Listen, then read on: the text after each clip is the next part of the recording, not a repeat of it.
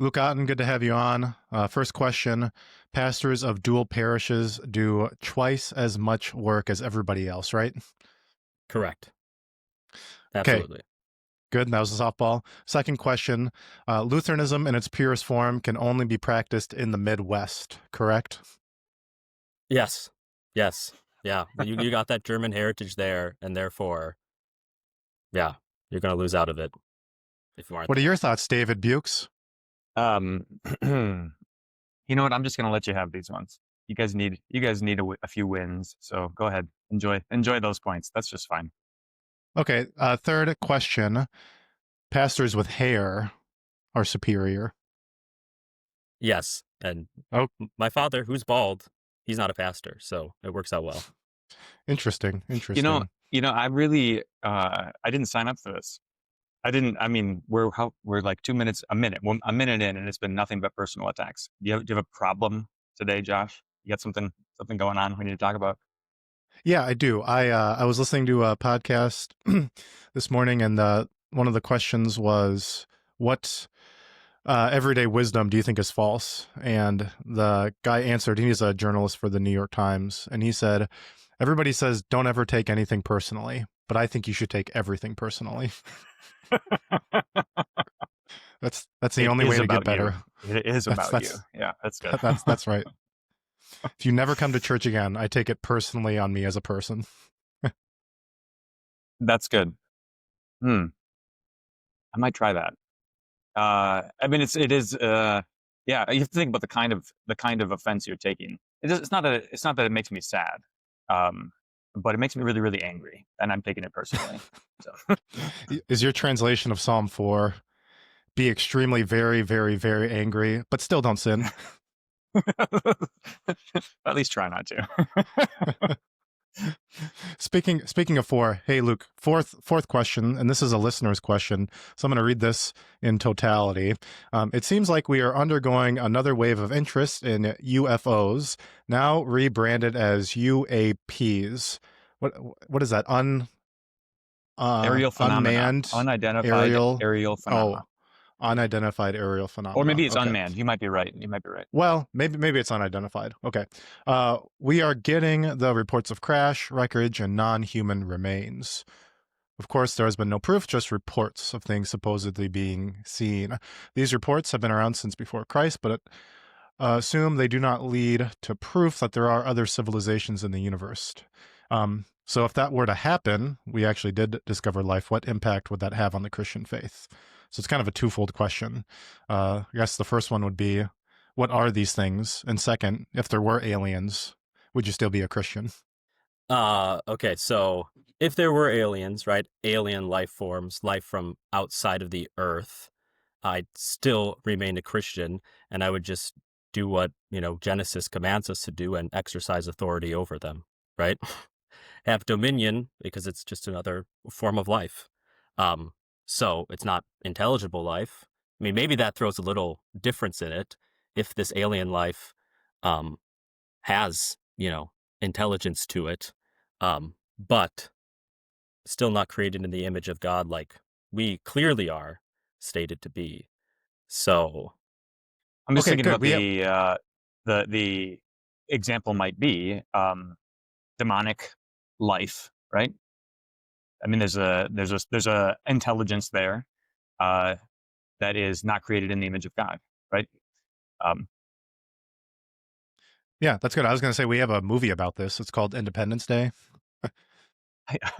yeah, this question was answered by Will Smith in the year, what was that, 1999? Back when you could watch Will Smith movies with a clear conscience. Just by the by, let me interject real quick. It's anomalous. It's not aerial. It's anomalous phenomena, unidentified anomalous phenomena. What a mouthful. hmm. Who came up with that acronym? The Lutheran Church Missouri Synod? Well, what in the world? Okay, so that question's pretty easy. You'd still be a Christian. It wouldn't deter your faith. And I think I like the demonic point of view, because clearly these things aren't going to come in peace. I wouldn't think so. But if they are friendly green aliens, well, that'd be a different story. Speaking of green, what's your favorite Franklin book cover that you've seen that you can share on the podcast? Anything? I'll share mine. He's Mine asking is you, Luke. He's asking Oh, you. I'm not sure which there's. I really like the one when he had the what was it, a rocket launcher, an RPG, and he's shooting out of a Huey helicopter, which just seems like the most impractical thing to do. Um, it would not result well for either the people down below or in the chopper. But the one that I also find funny is him joining the LCMS one and how sad of a state it is, right? With the trans stole and the Lakaka in his hands. Yeah, it just warms my heart. A man after my own heart, a heart of sorrows. Speaking of which, I've got your family's publication right here, and it's got that very story on. This is kind of a detour, but we do get more clicks when we talk about intersynodical politics. So I don't mind asking. So you say the sad state of the synod. You mentioned the church in Virginia having the transgender stole, and then it taking how long was it for it to get addressed? Was it between 6 months and a year? Something like that. Something like that. Okay. What other things do you think are sad in the synod? And for the record, we're not hating. We're just trying to correct it because we love our synod so much. We want it to be a faithful place. Other sad parts of the synod, probably one of the most annoying, right, is how you can go between a bunch of churches and not only just find different worship practices, right, which you can argue about the extent that it, doesn't break fellowship, breaks fellowship, whatever, right? But very clear parts that, you go to a church, there's women giving the children's message, which very public, woman leading a service. Yeah, it's directed to her children, but everyone else is hearing it, right? Well, that's preaching. Yeah, right, exactly. It is, right. Everyone's there. So, and it's those small things that, they say, well, it's fine, but it's not fine because clearly there's something clear between those two practices, but it's kind of like brushed under the rugs. About that in particular? I've been thinking about this quite a bit because, say, a woman reading or doing a children's message in the divine service, it's not only an aberrant practice, as in like here are some congregations that do this, and somebody had a bright idea, or somebody had a hard time saying no, or whatever it might be, but from what I have gathered, including listening to other higher profile podcasts in the LCMSO sphere, there are actually no higher profile podcasts. This is actually this is explicitly being told. This is explicitly part of the instruction for, say, like commissioned ministers in the Missouri Synod, that this is something that you are qualified to do if you are a female commissioned minister in the Missouri Synod. So this is not just an occasional aberrant practice, but by now it's baked in. Is that because we're confused about what the pastoral office actually is? Yeah, and I've wondered about the use of the language commissioned minister, which I understand is primarily an IRS designation, a designation that is for the sake of the IRS, right? Because to be eligible for a housing allowance, you need to be a minister of the gospel, according to the IRS. And so we make this distinction between commissioned and ordained ministers, which blurs the line. They are categorically different things. Do you think this is fair, that an ordained minister is a clergyman, and commissioned ministers are laity? Yes, but then it comes back to who gets to vote at the synodical convention, which I guess has been right. a contentious thing. I always thought it was goofy that they, like, if they're lay people, which they are, they should be allowed to go as the lay delegate, I would think. Is the danger thinking, though, that they're more educated than the average layperson, and they have a more political bent that they're going to take? Is that the worry? Well, I mean, I do think it's fair to say you end up with segments of the population that because of their, I don't know, because of the nature of their identity, they have a particular interest that needs to be represented, right? So I think it's fair to say teachers need to have representation as teachers, qua teachers, right? But that's not how the system is set up, right? Right. Anyways, that was a segue. Just interesting. That's good. Well, I'm thinking about this because our clergy role is very important. I'm reading through Malachi 2 right now because I'm preaching on it on Wednesday. Guys, it might be my favorite chapter in the Old Testament now. For a long time, it was Ezekiel 16 because it's quite graphic what God says about Israel, and that's pretty good. But Malachi 2, God says, I'm going to take the blind sacrifices that you offer me, and I'm going to take their poop, and I'm going to wipe it on your face. It's in the Bible, Mm-hmm. and the whole thing is going against the clergy. And the clergy roster is so important, guys. It's the eye of the body. it's the tongue, and if we don't have our clergy living biblically, then we are so doomed as a church body. Yeah. Yeah, that's right. I mean, that's great because it's making me think about the need for clarity in these kind of externals, what you might count as externals. You really do need clarity. You need clarity about the clergy roster. You need clarity about your membership. You need clarity about who exercises what kind of authority, because um, I've often thought about it in this way, that obscurity is a breeding ground for sin, and that's really the problem. It's not like it's not merely a matter of expediency, like, oh, we're going to be inefficient if we don't know, whatever, who's making what decisions. It's that we're going to sin. That's the problem. Yeah, that's good. Luke, can I one more thing? The thing that I think is probably the biggest issue right now is just rampant open communion, just clear and obvious in so many different churches. And it's not just about the doctrine of the real presence. Who I'm going to say, this is going to sound crazy, but it's like who cares? The problem more is about discipline. Yeah, and our new DP here in South Wisconsin, he's really trying to attend to that, which is really great. Shortly after starting, he had all of the churches send in all of their communion statements to the district office so they could read them all. And then at the most recent pastors conference, he came up and reminded us, hey, send those in. And then he said, gentlemen, closed communion is not an option, it's a requirement, or something like that. So that's great. I was really pleased to hear that.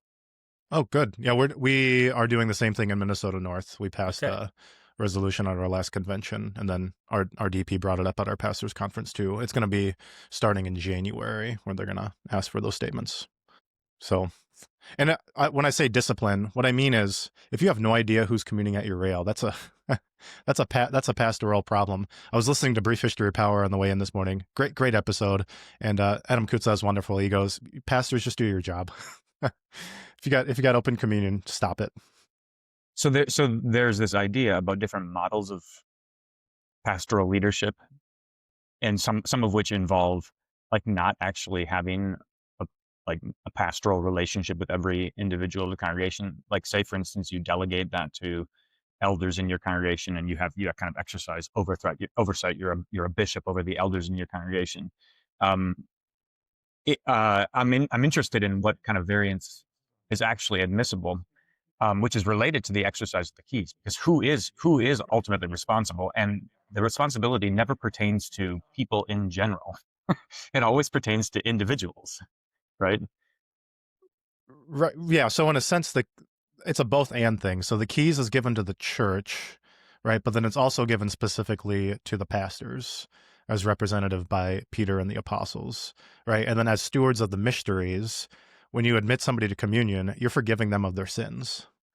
And so if they're not repentant, if you have no idea who they are, how could you make that make that bold declaration? Yeah. And taking up that responsibility, like saying, I'm going to be answerable for knowing this, to whatever extent it's possible, right? Because of course, we will gladly field that complaint. Well, you can't see what's in people's hearts, and the answer is, of course not. But I can hear what you say, and I can see what you do, and to the extent that that's observable to me, I'm actually required to adjudicate it. So frankly, the practice of closed communion really does require a lot more diligence than even the most ardent practitioners in the Synod are really probably doing at present, right? I mean, it used to be that admission to communion any given Sunday had as a prerequisite an examination of both faith and life. It wasn't just signing the card saying, I'm planning to take communion this Sunday, but the pastor was, inquiring. One this is great because this is going to be a segue to our next topic. But before we move on to the elements of the Lord's Supper, any more thoughts on UFOs? Here's my take. I think it's all just the military's playing around, and they don't want to tell us what's going on. But maybe that's too simple. I think it's David Blaine. Go ahead, Luke. I just like going back and watching old episodes of Ancient Aliens. Anytime that they like take the account of Ezekiel, his call, and then say that it's ancient. What's I haven't watched in a long time. Ancient humanoid civilizations or whatever. Either way, it's always fun. How many conspiracy books on Ezekiel 1 do you own? Not enough is probably the answer, right? Like 6 or 7. That's not enough. It needs to be like 15. Come on. There you go. Hey, low hanging fruit. Okay, Luke. The reason you're actually on, because you're a good friend. You vicared here in St. Cloud, and we like you. But you texted me. David and I were talking about communion because bread and wine comes up throughout Genesis, and we just had an aside conversation about non-alcoholic wine. And you asked, hey, Formula of Concord, in its article about the Lord's Supper, talks about natural wine. So why don't you tell me more about what you're thinking? Yeah. So your point, right, when you were talking about you use what you were talking about de-alcoholized. Is that how it's called? Yeah. Either way, right? Yep, that's the thing, right? And then versus, like the Jewish Passover wine or the pasteurized wine, all those things. So then I just thought of, right, what they talk about here being natural bread, real natural bread and natural wine in that article, how something maintains its naturalness when, all these extra processes that are not normal, right? If you just leave wine out, it's not going to naturally progress to not being alcoholic, right? In the context of where they're talking, right, in the formula, it's definitely giving that, hey, it's not some spiritual wine, it's not some supernatural, it takes on a supernatural aspect to it, right? It's natural, being used for a supernatural purpose, but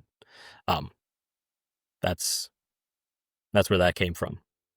Yeah, and if you're looking for it at home, this is Article 7 of the Formula of Concord, solid declaration, particularly paragraph 48. But if you do a search of the word natural on this article, I'm getting 19 hits. So this seems to be a natural is a big word. Now, I think what the biggest thing it's addressing is not the question of the wine itself, but it's saying like it's real wine that needs to be drank in a natural way rather than just the old practice of holding up the host and then people would commune with their eyes. David, imagine going to Thanksgiving dinner and I held up the turkey and I said, hey, you full? Yeah, that's true. Although I agree that that's an important use of the word natural. Is that what's going on here, or is this against like you noted a moment ago, Luke, the like a spiritualizing of these elements, right? So we've natural bread, which is the natural body, natural wine, which is the natural blood. None of these things are. So this is against sacramentarians, right? And as opposed to against a Roman interpretation of things. Is that right, or do I have that wrong? I think that's right in this section, right? At least. Yeah. So it is. I mean, it's like the analogy still holds, though, Josh, that it doesn't satisfy just to look at the thing, and the way that the words are being used in the gospel. It's evident that we're talking about natural human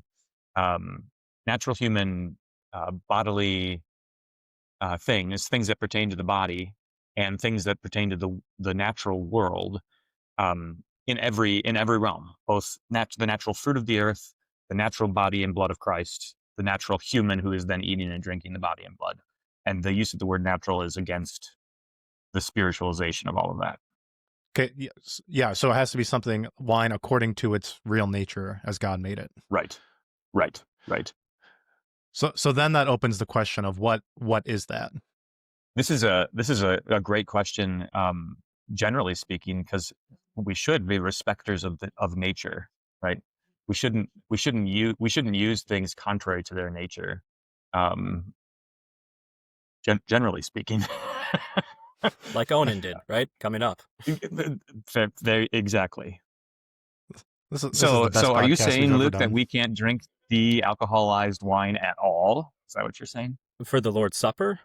Or, it's a completely unnatural because it's thing to do. unnatural. Right, Yeah, right. Uh,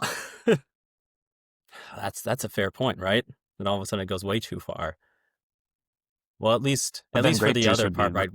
Right. At least with the Onan part, right?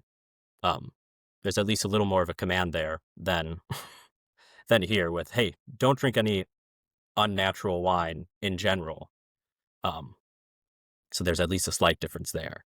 But it's kind of like, the more natural, the better. That's what all the people say nowadays, right? Just get everything organic. Just do everything, right? As simple as it is. All the synthetic clothing that you wear, ugh. There's So a house on my commute to church that has a big sign up front that says "Organic Rock Sale," the way God intended them to be. And it's just, I love it so much. It's really good. But I guess one question I have is 2,000 years ago, everybody cut their wine with water, right? So nobody was drinking straight 14% wine. It was watered down. So is that still natural wine? well, the process that you had to do to de-alcoholize, I should just stop trying to speak for a living. I don't know why I'm a pastor. This is bad. Right? What does it involve, right? It's not just that you're adding kind of water, which is more generally seen, right, as a neutral substance, watering down something. Um, the process involves you have to, you have to It's cook away distillation. yeah. So it's So like the opposite of fortifying it, right? Because you could imagine distilling it into what? Brandy. Brandy is distilled wine. Um, this is the other part of the brandy. This is what's left. So are you saying the process matters? So let's like the challenge here is it's a pastoral concern because you have somebody who struggles with alcoholism. So what do you do then when it comes to the sacrament? So what would your pastoral practice be? I think cutting is probably the best thing to do. That it's still natural wine in there, however you want to, use that term, and it's just like you already mentioned, that was a common practice at the time, and I'm pretty sure Roman Catholics are required to add water to their wine during the sacrifice of the Mass. I think that's like one of their canon requirements, right? And that's still a liturgical practice, I think. Don't some high mass Lutherans still do that with the water ritual? What's that called? We need to get Joe Mensch on here. Okay. Well, He'd know it in a are you second. thinking about the lavabo when they wash their hands? No, That's well, a I know that different. part. I know that's a different part. But there is I mean, do the Orthodox do it too? I know some people still add water to the wine. I think some Lutherans still do it. I remember learning about it in seminary, and I thought, well, I don't. Part of the reason I don't do these ceremonies is because I don't know what I'm doing, and I don't want to pretend. And if you have the individual tray, how long would that take you up there in the chancel to add wine to all those cups? Okay, so you're saying you would you start? So this is going to be silly, but you see the process seems to matter a whole lot to you. So what would you put in the cup first? Would you put a little bit of wine in the cup and then add the water? Or would you start with the water and then add a little bit of wine? I would start with the wine and then add the water, Okay. because then it's That's what, not like here's the water, this is our base substance, and then you pour it in, right? You start with the wine, which is what our Lord has, right? So I know Luther was very much so against the mixing of the water and wine together, though, because it doesn't mirror the pure doctrine that you get in the Lutheran Church, and then it's used in a negative connotation.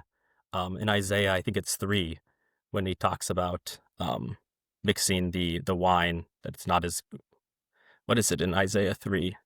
But it's there near the end as a kind of a curse against one of the nations. So I think pure is best. I'd rather cut than use some weirdly processed wine. And I don't know how the full process of how, they do the taking the alcohol out, but I just stay away from it. Do you think that, so this is a perennial question for me, a question of conscience. So that's what's driving the matter. So we want people receiving the Lord's Supper to be certain that they're receiving the blood of Jesus and not something else. And so the best practice is always to follow the plain, simple words of institution and serve wine that has been consecrated using the words of Jesus. Then we encounter this challenge where somebody has a reason that they can't drink wine, and but would like to receive the Lord's Supper, and that can present a real dilemma of conscience for them. They might say, "I believe my Lord's words that I should eat and drink His body and blood, but I also believe that drinking wine is problematic for me, that it might lead me into sin." Right? So they're in conflict, and so then their conscience is asking this question: like, is there a way that I can receive the Lord's Supper without opening the door to sin? And if there were a way, that would be kind of like the best of all worlds.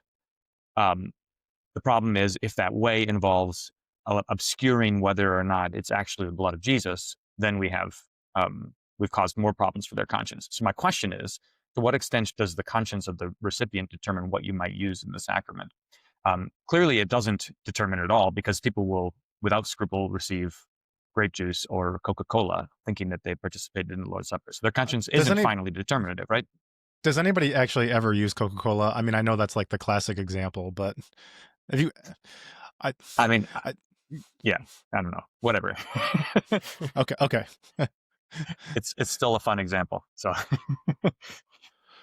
well, so I also want to make a difference between grape juice and non-alcoholic wine, because one was allowed to ferment, and then you change it along the way. It's also true, though, that the legal definition of non-alcoholic just means it doesn't cross the barrier of 0.5% of alcohol by volume. So there's still a little bit in there. So I hear what you're saying, but go ahead. Yeah. No, go ahead, Luke. I was just going to say, doesn't orange juice also have, right, a very, very little amount of alcohol in it, right? Most juices, even if they're pasteurized, they eventually, right, get a little in them. Oh, is that maybe? I didn't know that. I got to stop drinking orange juice in the morning. Yeah, if any yeast lands in your bottle of grape juice, it's going to eventually have some alcohol in it. That's true. Okay. Well, I hear what you're saying. It's helpful to think in degrees. I guess the question is, ontologically, what is wine? And I understand wanting to be careful about it and guarding it. For me, the question of non-alcoholic wine, it meets that threshold, and maybe I'm just trying to justify a practice I already had when I got here. But so then, why don't you cut it instead? Yeah, I mean, would that just involve putting wine in a bottle, a little bit of wine, and then adding a whole bunch more water? Is that what that would mean? That's the easiest way? It depends for what percentage, right, that you're looking for between, but I know the one alcoholic member that I have at my congregation, former alcoholic, right, he just takes the normal wine, the normal blood of Christ, and it hasn't caused an issue for him. And so I'm curious, has there been, that you guys know of, cases of those who, on account of communing, then go back and revert to their alcoholic ways? Or is it just the fear that it might? The only thing that I know about is, say, distraction during the reception of the Lord's Supper, right? So, like, it's not that it throws them into alcoholism, but it brings it front and center of their mind, right? Sure, yeah. I've never heard an example of somebody being thrown back into alcoholism by the wine. Yeah, it's more the fear thing. But just like the same thing with the this was great when I was at seminary. We were going through COVID, and Peter Cage, pastor at St. Paul's, that's where we went. my fourth year, and he always said, "Hey guys, there's no promise in Scripture that you won't get sick if you take from the chalice. But what we do have is the promise that you will receive forgiveness of sins." And so that, I think that kind of adds to the discussion a little bit, but a little bit of a tangent. That does add that. Again, this highlights another one of those places. There are many of them where sometimes the word that the pastor has to deliver is very much, feels to me like the word that God gives to Abraham, saying, "Sacrifice your son, your only son whom you love." It's kind of like, yes, this might kill you, but it's worth it, right? Which is effectively what we say about the whole Christian faith. This might kill you, but it's worth it. But there are moments when that's realer, when that's like more, a clear and present danger.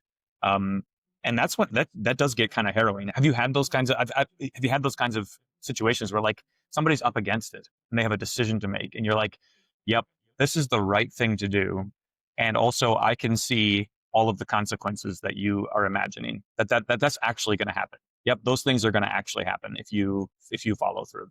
But it's still the right thing to do. And now, I mean, this is to me one of the harrowing things about being a pastor is like, I'm the one who is both responsible for setting their conscience, hooking their conscience on God's word, and also like not letting them loose, not letting them off the hook, right? Which everybody else would do. And towards your point that you made from Pastor Cage, the hymn that we have in our hymnal, "What God Ordains is Always Good," has that line that says that no ill shall be found in this cup. And I see it all the time, people saying, look, this hymn speaks to that reality, but that's not the cup that they're talking about. It's kind of a funny little thing that people, right? It's just talking about, like you already talked about, Buchs, right? The crosses that we bear in our Christian life, the cups that are given to us, right? That, yeah, it's not great. A lot of times it's pretty rough, but in the long run, right, there is no ill there. It is only for your betterment. Great. I'm going to have to go write a research paper on the process that they use to de-alcoholize the wine. I'll get back to you. Good. Make sure you also look into the Jewish rites of pasteurization for their wines too, right? Because if it has to be made for it to be kosher, right? It either has to be made completely by Jews, only handled by Jews, never touched by Gentiles. But if Gentiles are involved with it, then they just have to boil it or pasteurize it or heat it so that it then becomes palatable and kosher for some reason. So throw that in your mix too. That is that is really weird. So is this would be the Mogen David and Manischewitz? Yeah, those are kind of in that line, right? That some of them are heat pasteurized and they have a whole weird set of practices. So what brand do you use? I don't use them. Right? Because when you go through those processes, the flavor often gets really bad, and that was kind of the whole point why the Jews had some of these laws, right? Because the wine that was used for idolatrous practices at the temples, they're like, well, no, we can't use those. So then they take that wine, pasteurize it, or heat whatever, all those things, boil it, so that it no longer tastes good. Then it would not be used for such a process. But then how do you make it taste good again? Then you add in all those sugars, and then you get that really sweet wine that crystallizes around the top and just not great. Did we start using that because it said the word Passover approved on it, and then we made the connection between the Lord's Supper and the Passover? Well, if you're a true Christian, you must love all things Israel and Jewish. Yes, exactly. We did not have you on the podcast to talk about Israel. Okay.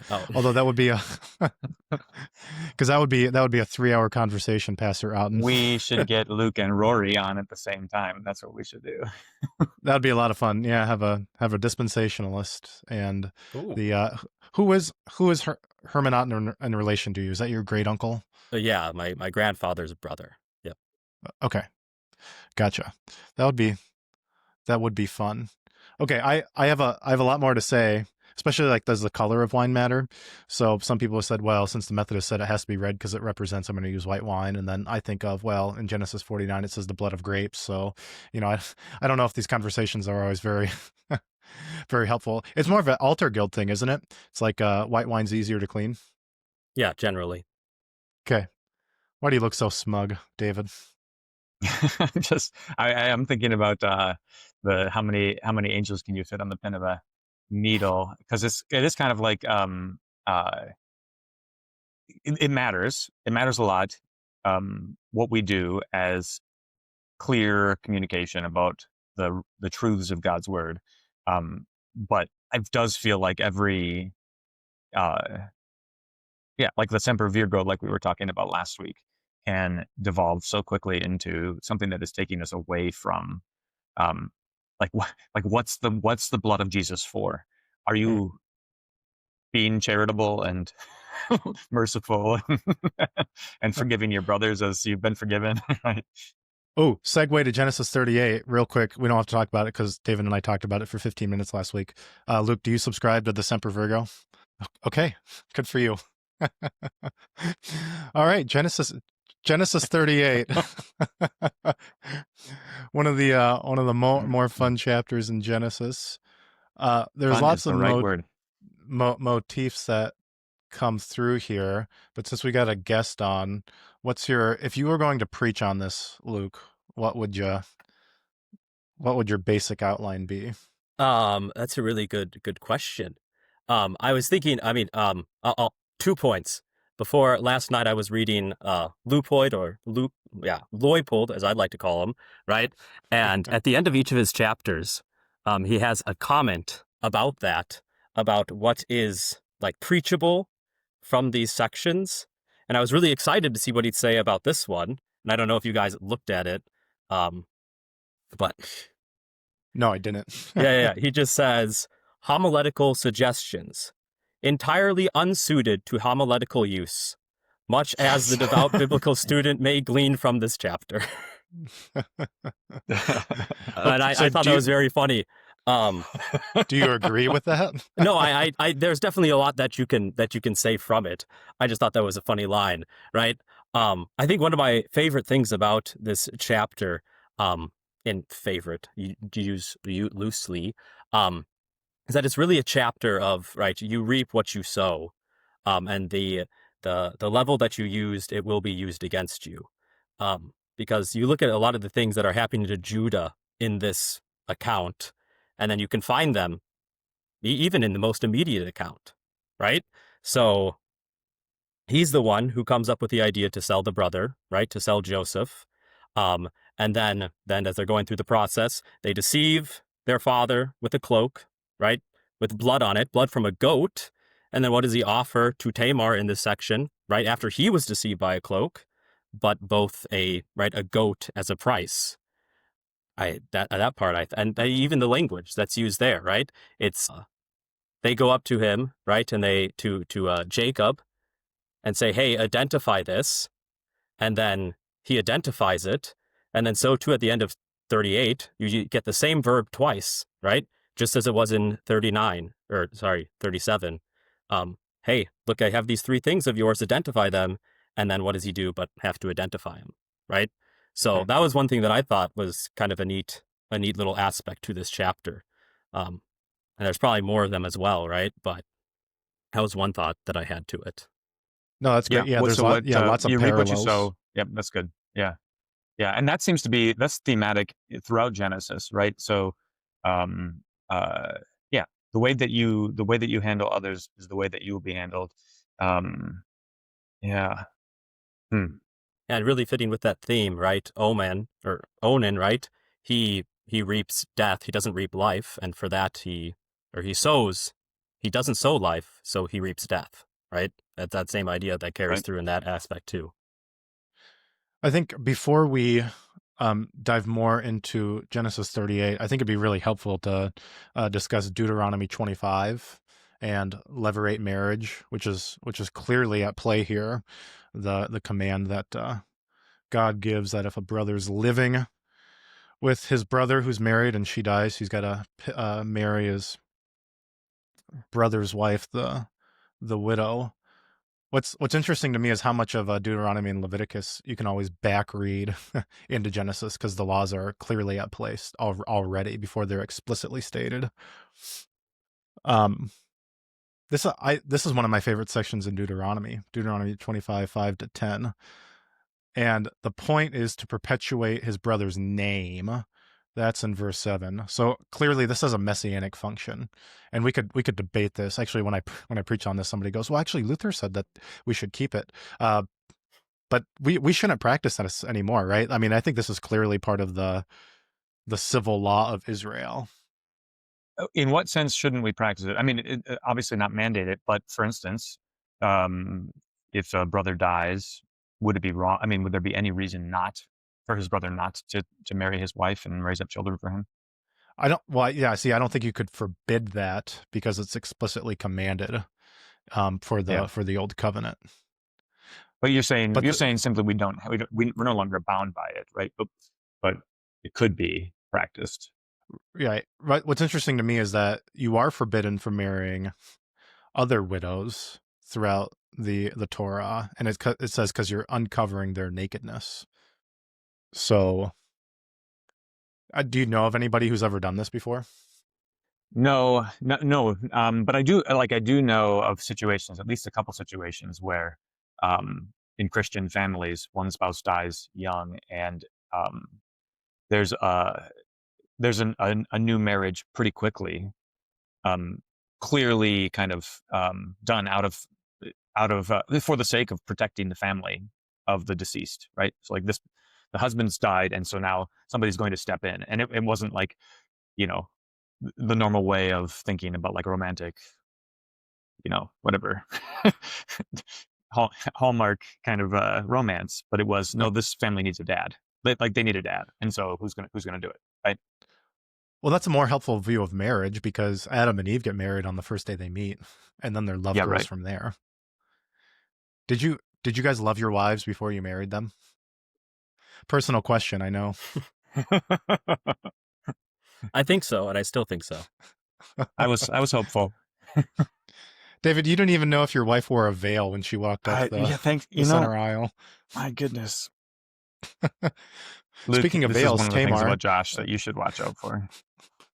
He will remember absolutely everything you say. Uh-huh.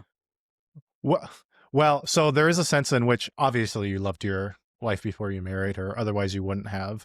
But then there's another sense in you don't know what true love is until you do marry your wife, and that's a mature kind of love that grows every single day. Not to get all ooey gooey on you. I sent my wife a song this morning by, what's the group? For Once in My Life. Hang on a second. Love you more today than yesterday. No, that's not it. More today than yesterday. And the Spiral Staircase. They were a one-hit wonder. And the lyrics go like this: I love you more today than yesterday, and I think it says something like more tomorrow than today. Yeah, that's nice, isn't it? Oh, stop. I'm blushing. I know. Sorry, that was unnecessary. Oh, that's okay. And then my favorite part of the Levirate marriage in Deuteronomy 25 is what happens to the brother if he refuses. And that is... loses his sandal. He loses his sandal, and the widow spits in his face.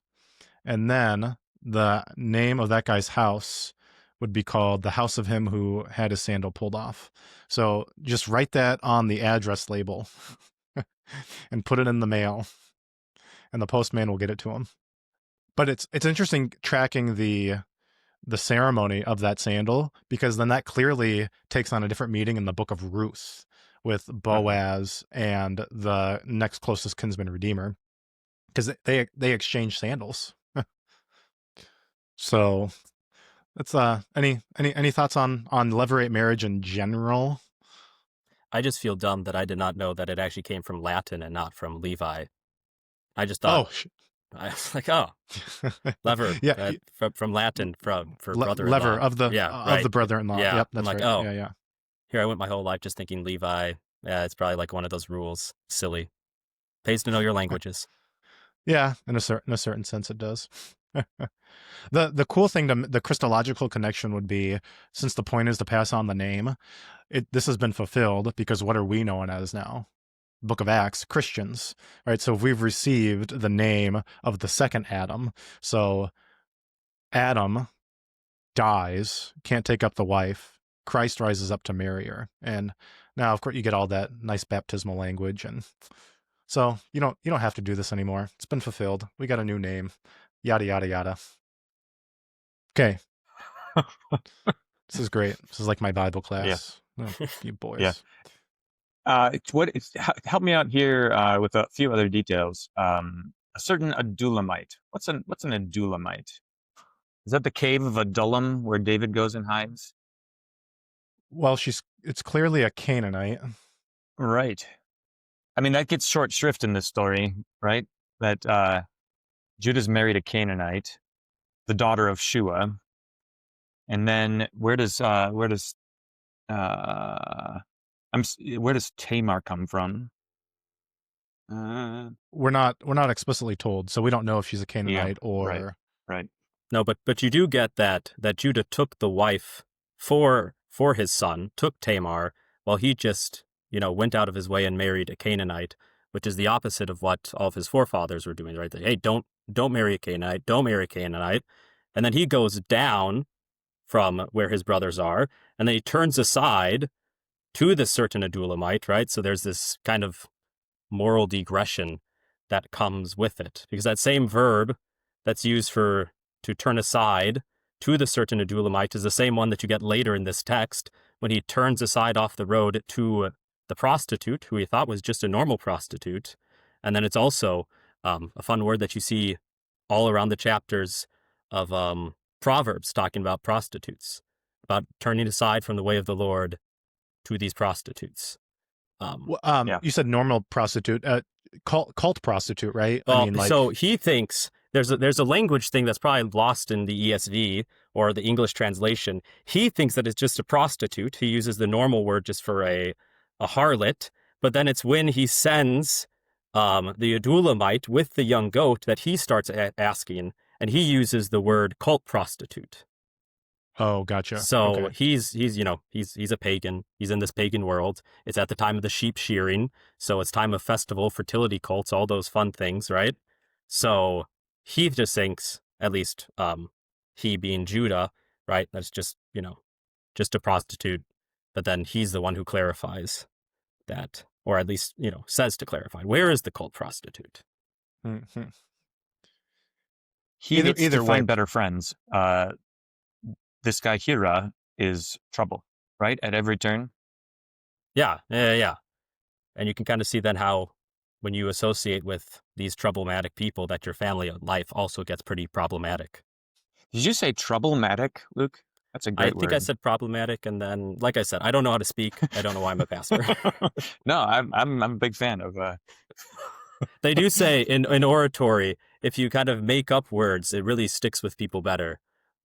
That's right. So there you go. I just David, when you make the caption for our podcast, say that our guest was Bill Shakespeare. Thank you. Bill Shakespeare and ordinary prostitutes. That'll be the title. That's good. Well, at least the ordinary prostitute. In Judah's defense, right? He was not doing it he was doing it definitely for wrong reasons, right? But he also wasn't doing it for some other, atheistic reason, or not atheistic, a wrong theology reason, right? He wasn't going it for the cult practices. Still really bad, but. Well, that religious downfall already happened when he settled with the Canaanites and married one of the women, which intermarriage is always associated with adultery and idolatry. Yeah, I mean, how is it that he comes to this point where he is doing something wicked in the sight of God by fearing that his son will die instead of giving Tamar to his son, right?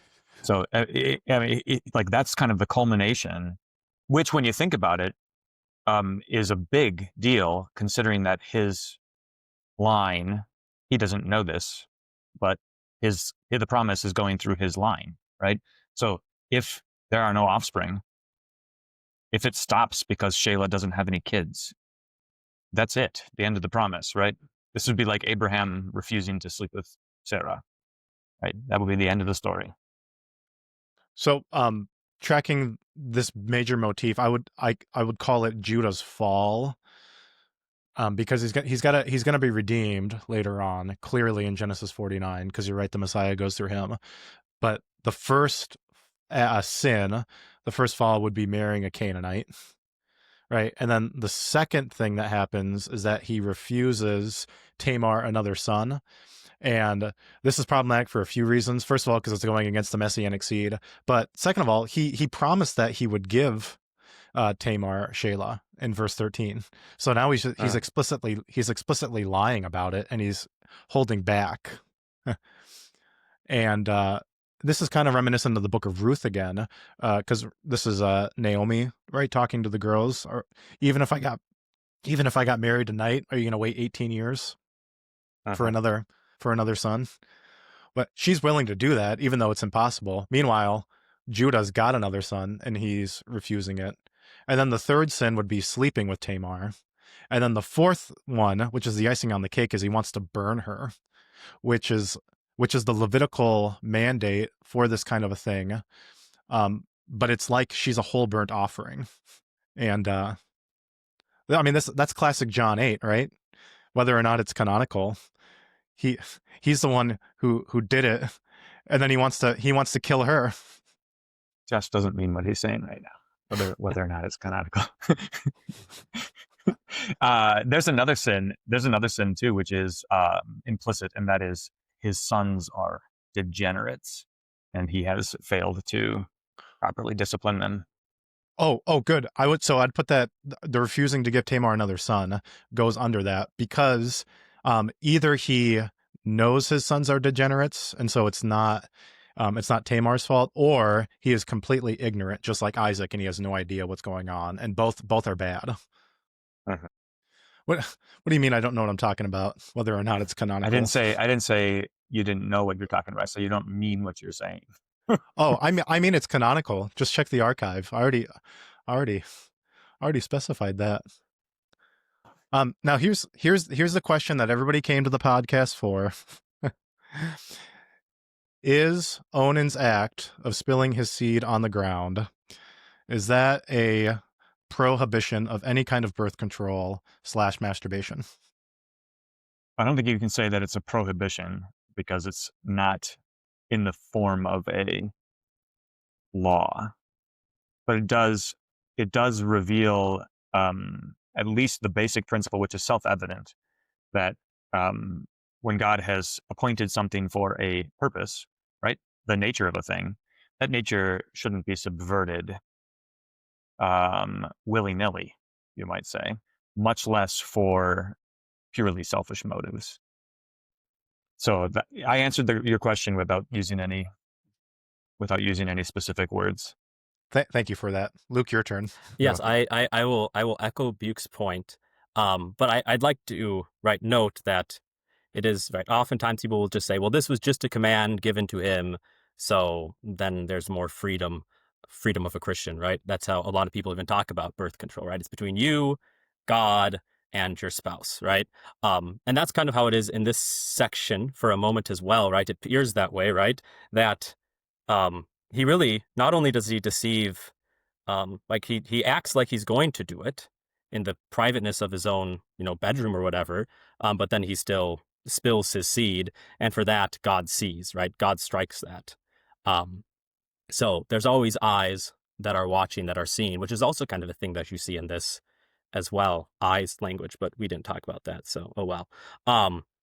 So if the point of a Levirate marriage, right, is to perpetuate the name, that the name continues, that the inheritance can still be passed down, when you look at the inheritance language, and you just think very, very commonly, right, back to Psalm 127, right, that children are, and most English translations translate it as a heritage of the Lord, which heritage, inheritance, it's, they're very similar. But they don't exactly all carry the same biblical weight, right? But our beloved William F. Beck, right, from Christian News, $22.99, you can get it, christiannews.com. I got a box of them here. How much is shipping? What's shipping? Shipping, it starts to go up a little more. I'll have to look at that. You can put it in the show notes. Okay, thank you. Yeah, but Beck translates it right, because it's the same word, inheritance, right? Children are an inheritance. They aren't like an inheritance. They are an inheritance from the Lord. And then they say he is, right, then also a reward is a reward. And then they start to use the like language, right? So anytime that you are not using the procreative means to its procreative goal, right, then you're hindering the inheritance that God is giving to you. And if you just think back to what happens with the Israelites as they're going into the Holy Land, right, the place that is their inheritance, they have very strong words to go out. And if you don't drive them out of your land of inheritance, right, then these nations, they'll be thorns in your sides. Um, so when they were going to get that inheritance, go out it fully, do what you're supposed to do. Don't hinder the process of gaining your inheritance. And then they do, and then things don't end well for them. So what I think I hear both of you saying is this example of Onan in Genesis 38 does not directly apply to birth control, but you have other parts of the scriptures to consult there. This is a little more restrictive. So you go to Psalm 127 and other places like that. And I tend to think that way more as well, that Onan is not a like if you do this, God's not going to strike you dead. Now, the issue is that he's not fulfilling the right of his brother, and it's a repeated thing. Verse 9, it says, so whenever. So this wasn't a one-time thing. He repeatedly did this, and you can ask, okay, why did Onan do this? Well, it seems to be if there's no offspring, then Onan gets a double portion of the inheritance. So this is very, very, very selfish on his part. Yeah, so I mean, I think that there is an application, and one of the things is that although you're right, there's no specific warning that God will strike you dead for doing what Onan did. Nevertheless, the Genesis 38 tells you how God thinks about these things, the gravity of the situation, right? Which is important for contrasting with how the world tends to think about these things and the air that we're breathing, in which these are preferential matters of convenience, matters of, whatever, lifestyle choices. No, these things are actually, like, the question of childbearing, the question of procreation is not it's above our pay grade, frankly. And so this is a question that God answers, right? Now, I wasn't fully prepared to discuss it on the thing, but just like with the wine, the natural wine process, does it matter when you talk about birth control, the methods that are used? Yes. I think that's quite clear, right? So if we're going to go in degrees, right, you have to say that abortifacients are always sinful and should always be avoided. Correct? Yes. Like that's pretty easy. And then you start moving on from there. And again, I think it's a conscience thing. So I don't think it's a clear and open case for everything. And then some people will try to advocate for natural family planning. But that, if you're going to say birth control is always bad and then you do natural family planning, that seems to be a distinction without a difference to me. Yeah. And what's at stake here is really not I mean, you could frame it as a legal question, and I think that misses the mark. And instead, it's a question of motive and wisdom, right? So God has redeemed us from sinful motives, and the goal is that we would desire what's pleasing to the Lord, and that we would attend to the nature of things that He's given us, like that we would put the blessings that God has given us to good use, and that we'd receive gladly the inheritance, as you said, Luke, from His hand. And in that, there's an exercise of wisdom that's required, which flows directly out of the dominion mandate in the Garden of Eden, right? So you are to prune the plants that are growing in the garden so that they don't grow wild. You have to exercise wisdom so that you do that properly. And the same thing goes for just about every other thing where we have this modicum of control, right? If you're gonna be exercising some control, you need to do it wisely, and that wisdom has to come from God. And so that's to your point, like there is a clear legal answer to the question about abortifacients. It's like you're murdering. It's murder. So that's a non-starter, right? Yeah. Anything you want to add about birth control, Reverend Otten? Just I guess re-echoing the point, right, that if it's your inheritance, right, that is being given to you, Who are you to hinder it? And there's really bad ways that you can try to hinder it. And then to quote Harrison, right, from his COVID-19 vaccine mandate one, there are less morally problematic ways, which I never liked that language. But, some people can talk about degrees of unrighteousness and holiness, kind of like in our chapter today, right? That she is more righteous than I, right? Not saying that she's innocent, but she's at least more righteous than I. So, Yeah, that's a great observation, Luke. And another conversation I would love to have would be like, what is the use of those categories? Because there does seem to be a use. What is the proper use of those categories? Less morally repugnant, unless we're on a trajectory towards not morally repugnant at all. I'm not sure that that's a useful category. Well, let's twist it and put it on a positive note then. Is that what's amazing is that this is in Jesus's genealogy. So however repugnant you find this chapter, like Judah and Tamar is explicitly mentioned in Matthew chapter 1. Yeah, so Leupold is off his rocker when he says that this is not suitable for preaching. That's a direct contradiction to 2 Timothy 3:16 for one thing, and also Matthew preaches on it. So, well, yeah, at the very least, it's like, look at how crazy the world is and how messed up things are, and then God turns it around and brings salvation from this whole situation. yeah, that's good. But I was just thinking about how misused that can be, right? Oh, that's okay. Let me just make as much of a mess of my life as I'd like to, and God'll work it all out in the end. This is kind of like the opposite point is what you're making, and that is Isn't that the name of a 1517 podcast? Ooh. Instead, your point is a great one, and that is if it's not the case that at every turn you're looking back and being like, praise God that He has thus far saved me from my sin and the consequences thereof, and the right reward for my wickedness. You are not properly reckoning with God's mercy, You guys got 5 minutes to talk about the signet, the cord, and the staff that he gives to Tamar, because I think all three of those things are symbolically rich. I do, but before you go there, I just want to make one point that I know you will like Reber, is that when he turns aside to the prostitute, Judah, the name of that place, it can be translated. It's the word for eyes, which is also the same word for well or fountain. So it's a double twin wells, twin fountain, twin eyes. And I know how much you love marriages and wells and meeting your spouse there. And then here you get quite the contrast to what happens previous. So I just had to make that comment for you. That's great. No, I love that. It's a binary thing, right? We live in a binary world: 2 eyes, 2 wells, 2 wives, 2 boys that result from this pregnancy, right? You got twins, so a whole nother Jacob and Esau thing. They're fighting in the womb, trying to get out. And you got the scarlet cord, which is one of the things that Judah gives to Tamar too, which is that's great. Well, thanks for flattering me. I always appreciate that. Nice quarter zip, by the way. You look great. Thank you. Yeah, real pastors wear quarter zips. Not if they're bald. I said real pastors.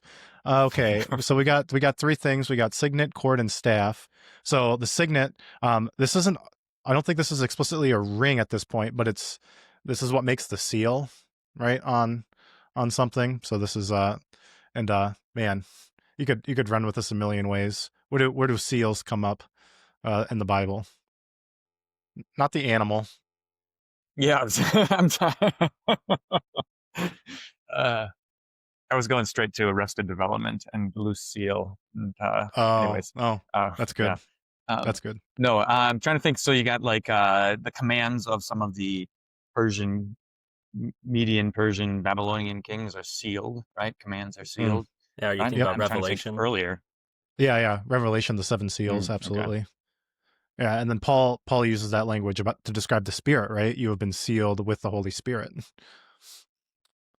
And there seems to be an image of God kind of a thing, right? It's an impression on the person. And so this would make sense he would give this to her because their offspring would be pressed with his signet, with his image. And then you Yeah, got that's the interesting. That's great because he gives it to her, and of course the narrative of the story has him doing it for terrible reasons. But there's a sense in which you could reinterpret this and say he gives her this signet so that when push comes to shove, when the time is right, she can use that seal to compel him, like to use his word against him in the most positive way, right? So we've been sealed in baptism, and this is our our declaration against the devil, but it's also our defense before the holy throne of God. You baptized me, so you know you have to answer for that, not me. Oh, that's good.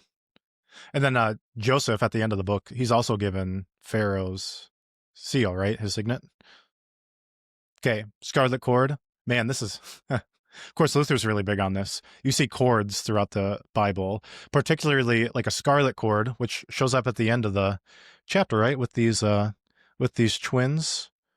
She yeah, verse 30, she ties the scarlet thread. Yeah, same thing, whatever. And then Rahab, of course, who's a real prostitute, hangs the scarlet cord outside of her wall in Jericho.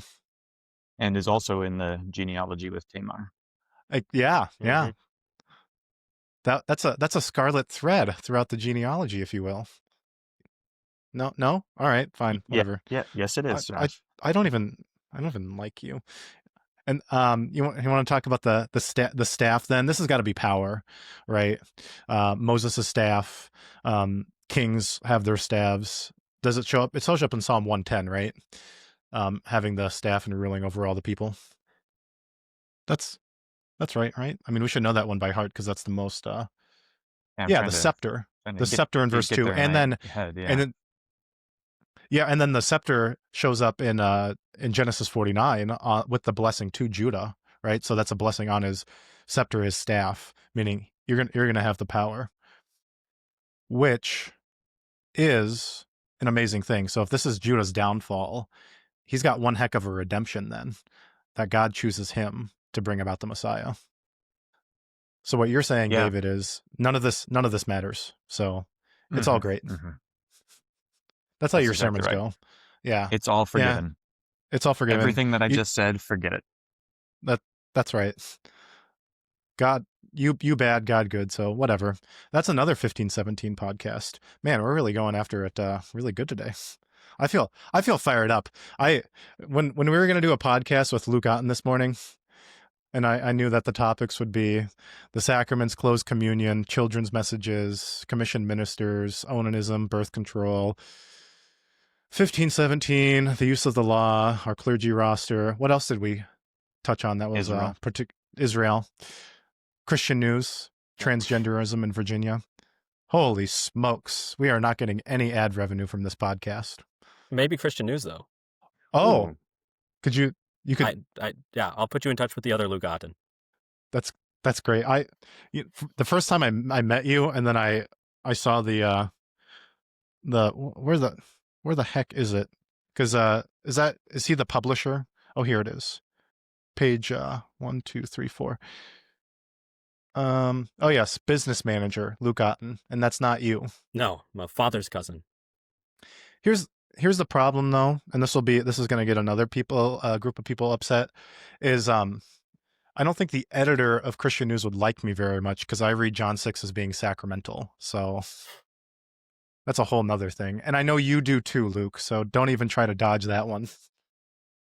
My grandfather doesn't read it sacramentally either, but, sometimes, right, I go my own way to the Adulamites of John 6 sacrament. Oh boy, there you go. Well, great. Any closing thoughts, Luke? Are you reading anything good? Book of Mormon, actually. I'm not. Oh, okay, sorry. You said reading something good. I am reading Book of Mormon, and it's been kind of fun. There was actually at the death of or assassination, right, of Joseph Smith, his like three kind of rival successors. One being Brigham Young, the other one being right his son, like the third Joseph Smith the third, and then this guy by the name of Strang. he was the legal successor. He's actually went up after Joseph Smith's assassination to the edge of what's now Racine County. So there's actually a pretty big Mormon history here. So I figured, well, maybe I should look into it a little bit and actually see what it says. And it's been fun. Huh. That's great. Now, this is going to really drive the algorithm because our most naturally derived video was a video talking about Mormonism. So thanks for inviting all the hate again. That's great. Yeah. What about Lots of comments to the effect of, I don't know how these idiots ended up in my YouTube feed. That was basically what they said. It says more about you than it does about us, by the way. It's true.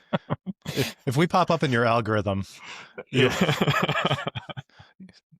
need to go to church. You should go see somebody.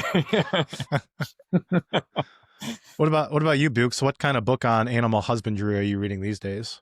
I have taken a detour away from animal husbandry. My reading is anemic right now.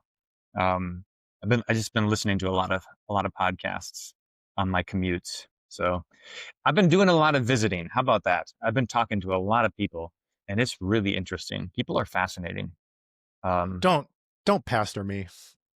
Yeah, Josh, if you need to be a homegoing pastor for your people to be a church-going people. So, I mean, cliches do have a ring of truth to them. That's for sure. Yeah.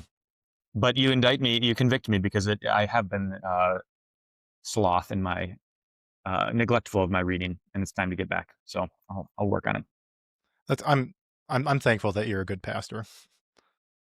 Oh, okay. Hey. Okay.